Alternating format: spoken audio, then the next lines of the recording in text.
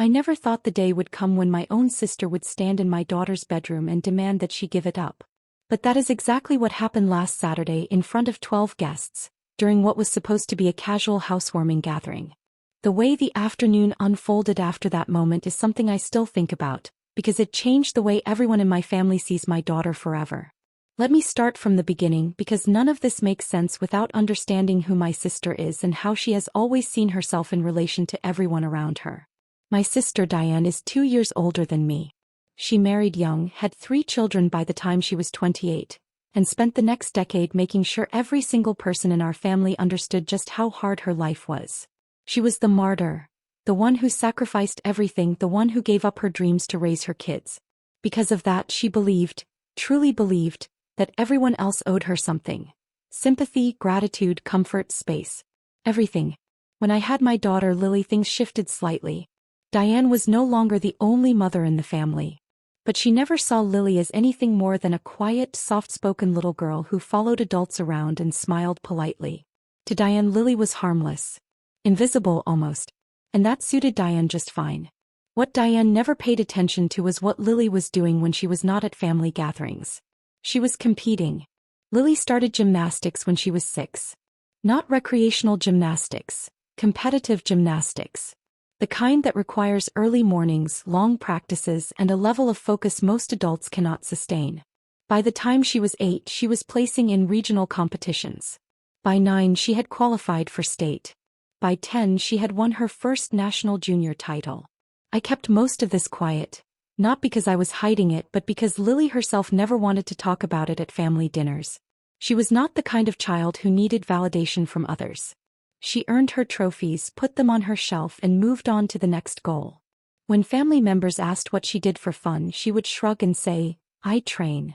And that was the end of the conversation for her. The prize money was the part that surprised even me.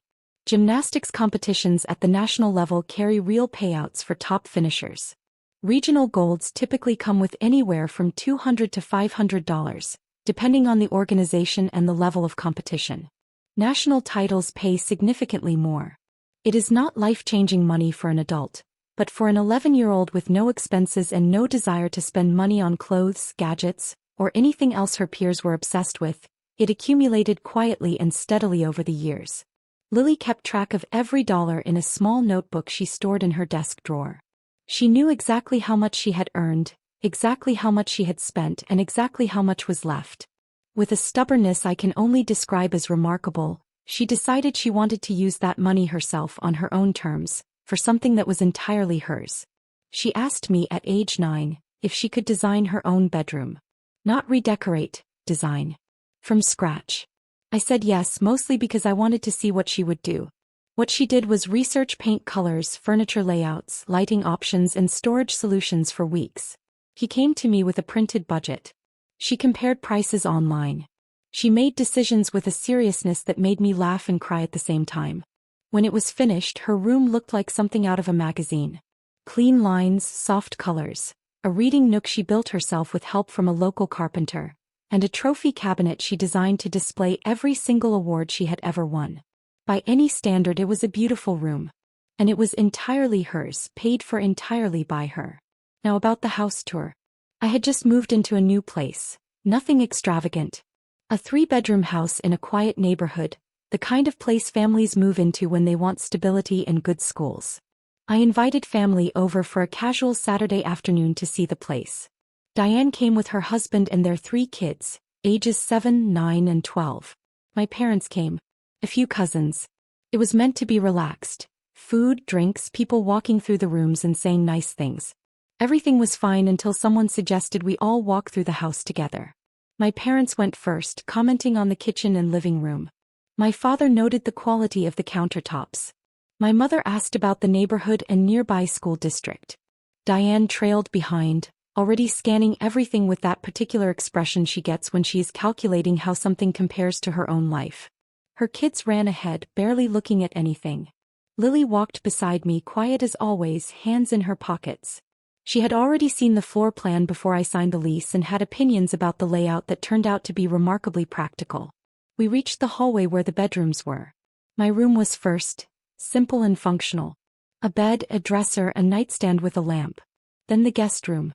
Diane glanced into it briefly, noted its plainness and moved on without comment. Then at the end of the hall, Lily's room. I opened the door. The room caught the afternoon light in a way that made it glow. The reading nook was visible from the doorway, tucked under a window with soft cushions and a stack of books. The trophy cabinet stood along one wall, glass-fronted, each award visible and neatly arranged. The bed was made with precision. The whole space felt calm and intentional, like a place someone genuinely lived and thought in. There was a brief silence as people took it in. Then Diane spoke. "This is ridiculous," she said, not quietly.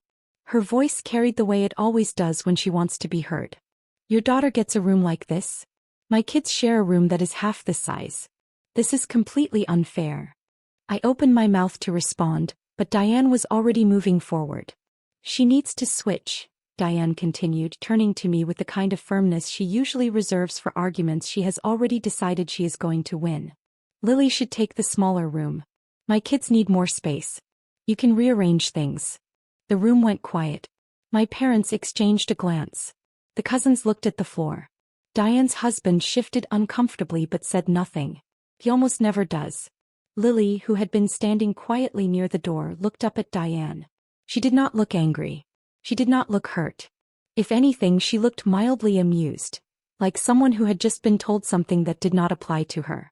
"I designed this room," Lily said. Her voice was calm and even. "I paid for it with my competition money. Every piece of furniture, the paint, the nook, all of it came from prizes I won. So it's not really something that can just be reassigned."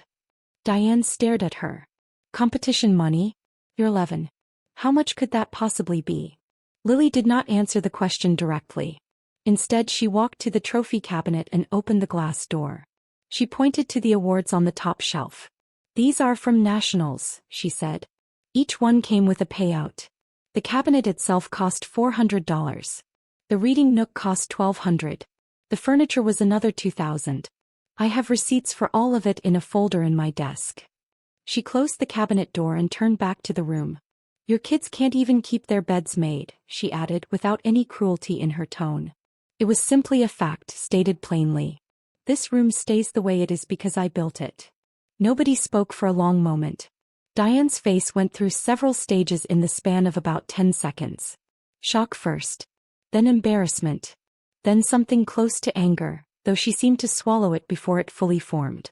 She looked at me as if expecting me to intervene or contradict what Lily had just said. I shook my head slightly. There was nothing to contradict. My mother was the first to break the silence. She stepped closer to the trophy cabinet and looked at the awards inside. "How many of these are national titles?" she asked Lily. "4," Lily said. "And 6 regional golds." My mother turned to me and I could see on her face that she was recalculating something. She had known Lily competed. She had seen the occasional trophy on a shelf. But she had never seen them all together, and she had never heard the full scope of what Lily had accomplished laid out so clearly. One of my cousins pulled out her phone. "Wait," she said.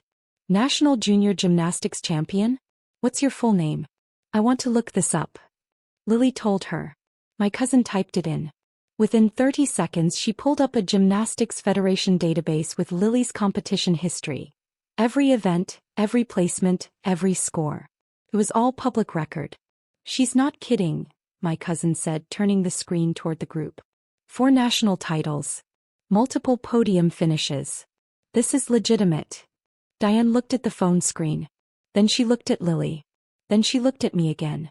"I didn't know," she said, and for once her voice was not loud. The rest of the afternoon passed without incident. Diane did not bring up the room again.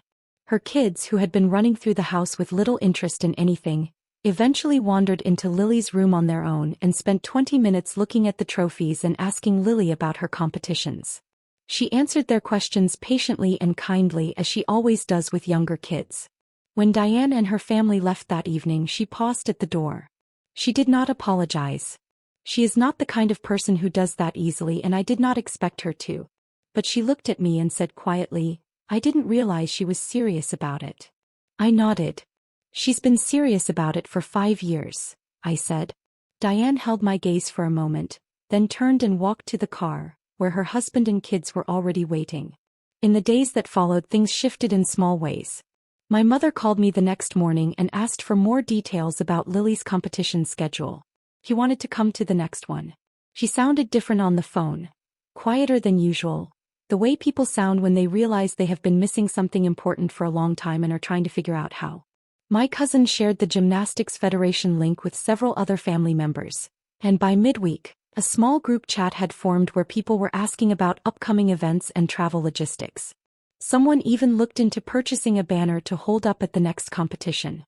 It was, in its own way, a small and late awakening, but it was genuine.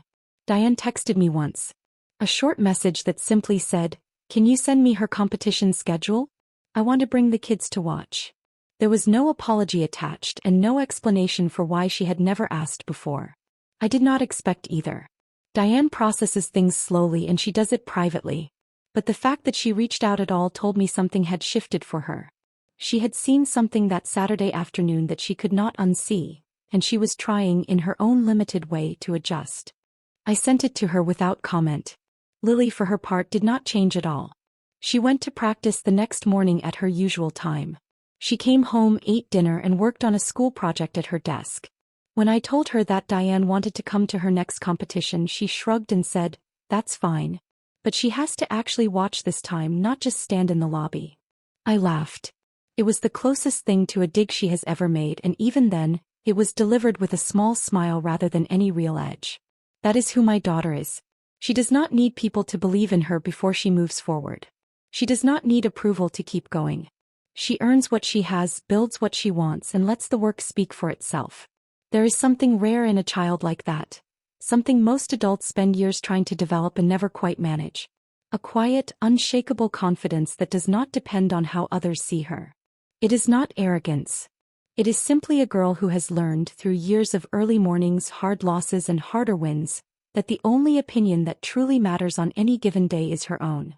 And on that particular Saturday afternoon, in that particular room, it spoke louder than anything Diane could have said. The trophy cabinet is still there. She added one more award to it last week.